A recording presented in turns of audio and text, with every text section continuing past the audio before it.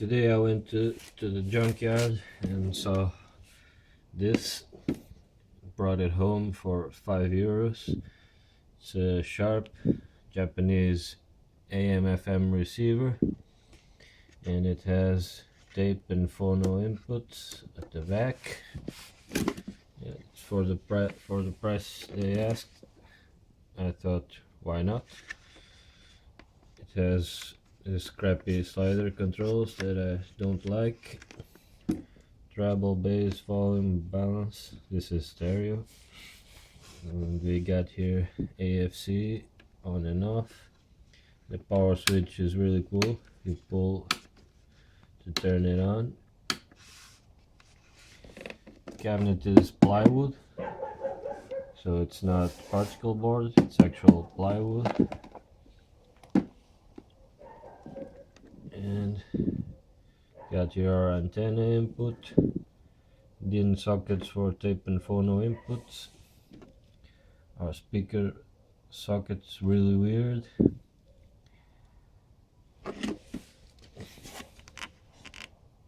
Solid state 2-band FM multiplex stereo, made in Japan. Yeah. Let's plug it in. Let's see what it does.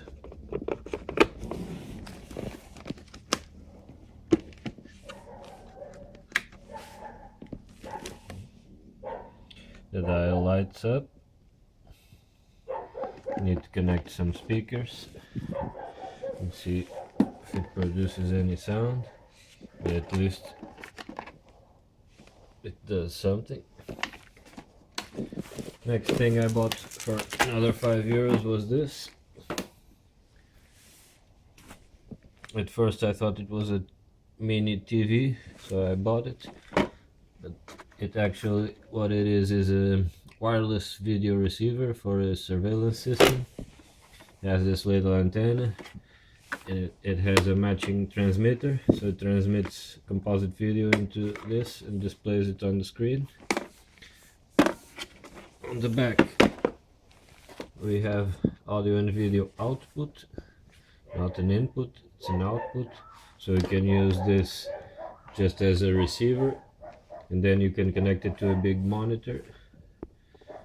We have our wall wart adapter, vertical hold, brightness and contrast. It takes 10 C-size batteries. Of course I'm going to use it with a power transformer if I can find one. I think I have one that works. So what I plan on doing with this is waste my time, of course, but what I plan on doing is remove the antenna, remove the wireless part of it, and change these two, instead of outputs I'm going to change them into inputs, so I will use this as a mini monitor for something that I still don't know what. Right now with the wireless gimmick thing, it's useless to me, so I'm going to convert it into a mini composite monitor. So I got the TV disassembled. It's a really cheap Chinese little 5.5-inch CRT. The yoke is held on by a hot glue. Lots of crappy 85-degree capacitors. These two are bulged. I got it hooked up to a laptop power supply. It's rated at 16 volts. This is rated at 13, but it should work just fine. Let's see.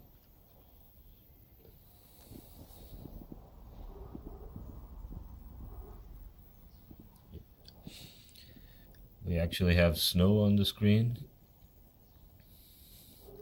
It's really confusing because this is a 2.4 gigahertz wireless receiving device. I would expect it to receive direct composite signal and not RF. This is the antenna connection that I cut. I'm going to remove this and see if the TV still works. Alright, so I removed the wireless thingy. It's just socketed right there.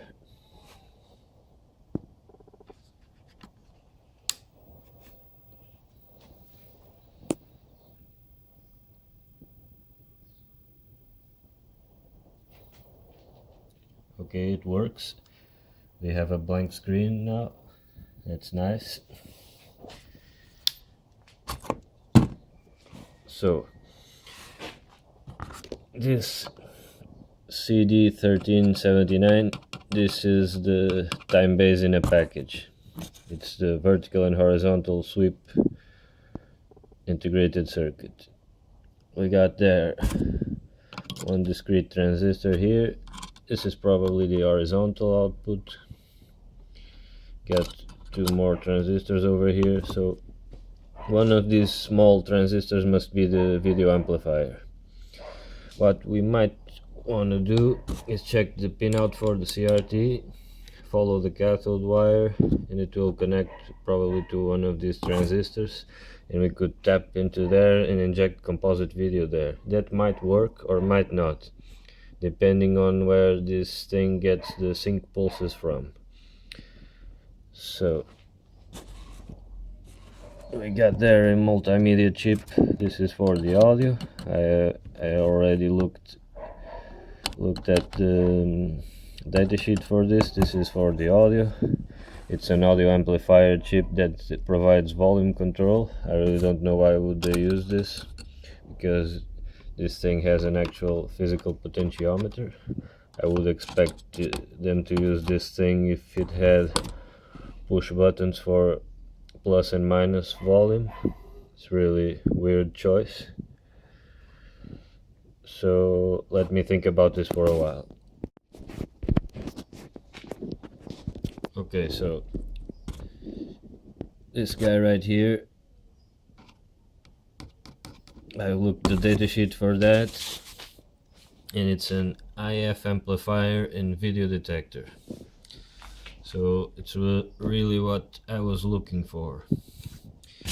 Got here the pinout, you have our IF input, VCC ground, and this is what I am interested in, demodulated output. This is where we are going to inject our composite video. So we got here PlayStation 2 as a video source. The yellow cable is composite video out. And the secret for the way that I'm going to do this in order not to fry the electronics on the PlayStation is I'm not gonna ground this. I'm just gonna touch it with the tip of the RCA plug. That way, if there is high voltage present on one of these pins, it will not go through the circuitry and back, so it will not damage my device, hopefully. So if you don't ground it, you can poke here and there until you find the pin that you want. Of course, be careful when doing that. Don't do that with a device that you care for. If you fry it, I will not be responsible for that, but it actually works. Another thing that I have to add is that when you don't ground this, you just poke around with it, you will not get a good picture. You'll get a picture completely trashed. But once you discover which pin is relevant, then you can ground it, and you have a nice picture then. So let's see.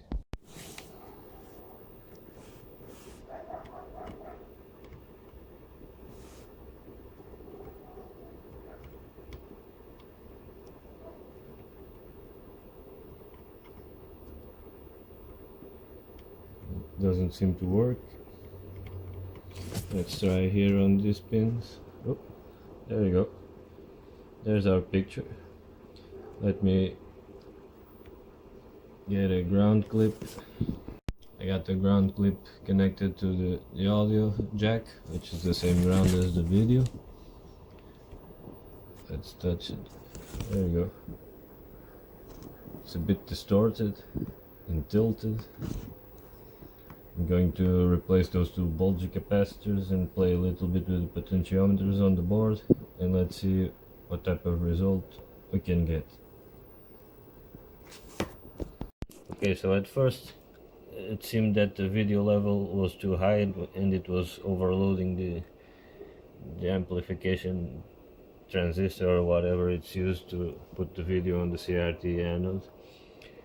So I found this potentiometer right there, the white one, right in here next to the bulgy capacitors.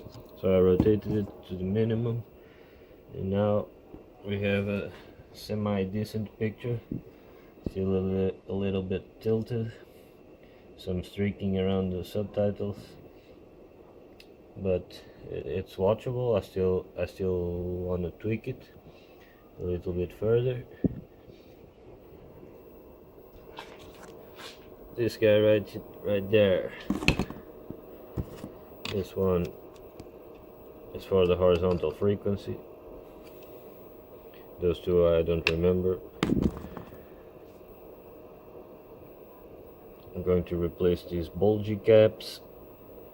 I'm going to tweak that pot a little bit further. I'm going to disconnect these two from the actual circuit, but keep them here, and I'm going to wire them. The yellow one is the video. I'm going to wire them to this pin, and the white one, which is the audio, I'm going to wire it here into this multimedia chip, so we can have our composite input on this TV monitor or whatever this thing is. I still don't know what I'll be using it for, but let's see. Okay, this is me rotating the yoke. As you can see, tilts the image. Seems to be straight right now.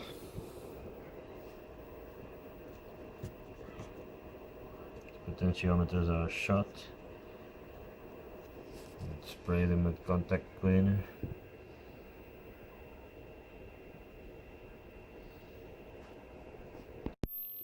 Now we have our audiophile speaker connected there.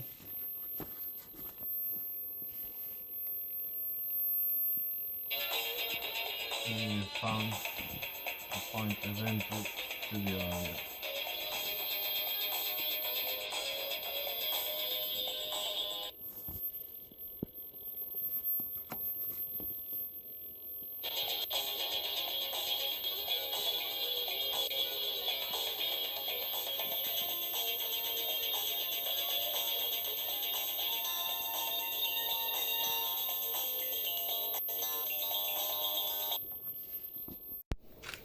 Okay, so another problem here.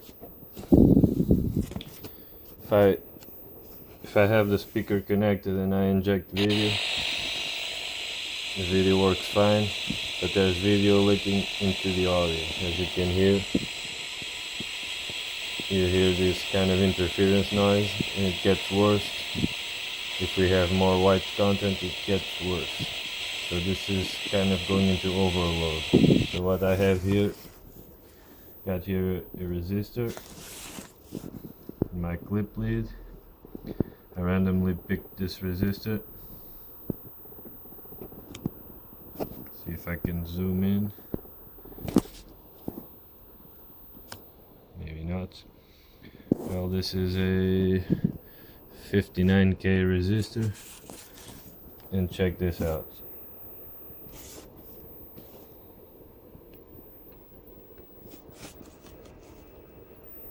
We got video again,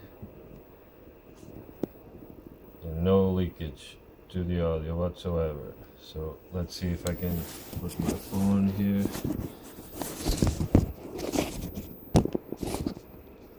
I'll try and connect both the audio and video at the same time so you can see.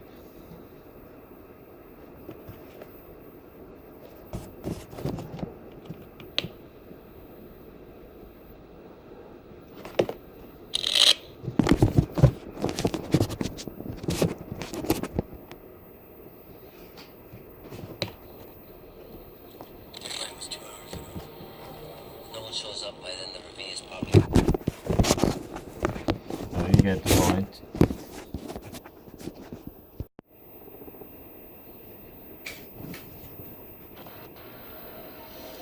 We're on.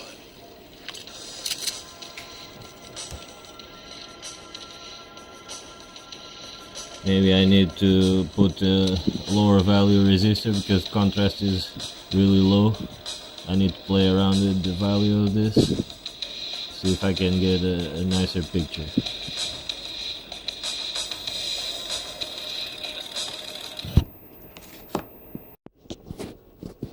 So I decided to go with a 33K resistor. It's right there. I have a piece of shielded cable running over there to the socket. I'm going to do the same with the audio. And we're good to go.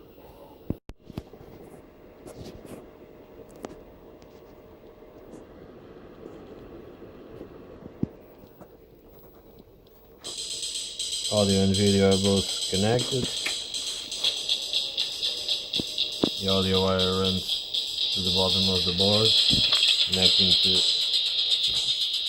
this capacitor right here, which then goes to the multimedia chip. It's working really well.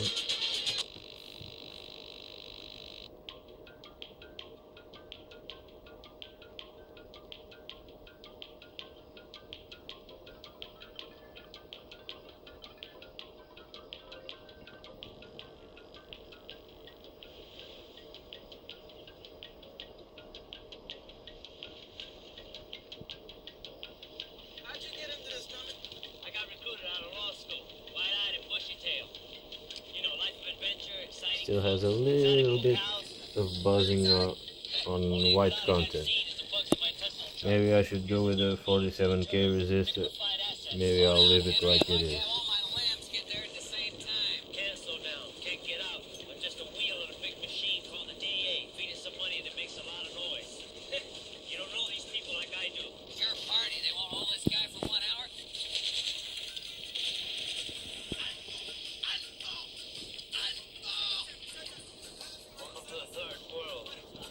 When you connect shielded cable like this, you connect one end to ground. In this case I connected the ground here on the socket, on the ground for the socket. And on the other end, you leave it floating. You connect only the inner conductor. Otherwise you create a ground loop and you get more interference. I didn't take too much time to make pretty solder joints on this. This is a crappy monitor. It was just a fun experiment. Spend some hours entertained. So it will probably fail from bad capacitors before my soldering joints fail. So I don't care. It's working fine. Good contrast. CRT is a little bit tired because I got the brightness all the way up, but who cares? It's working, it's very watchable. No more streaking on the subtitles. I'm going to reassemble it and see if I can find some use for it.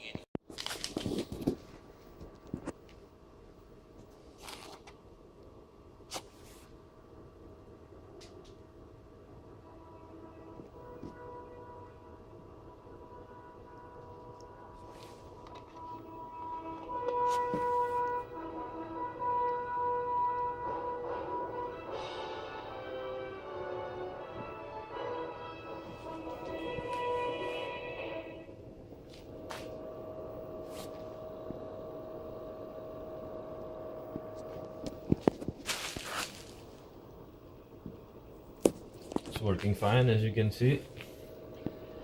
I deleted the antenna right here. I just got a piece of plastic from the antenna itself and welded it in here and sanded it a little bit. Took me about 5 minutes. I could invest more time in doing a perfect seam, but that was just not of my interest. So here it is. It was more difficult than I expected, but it works fine now. Has nice contrast. The image is stable. I got a funny little cute monitor so I can play with it, and that's it.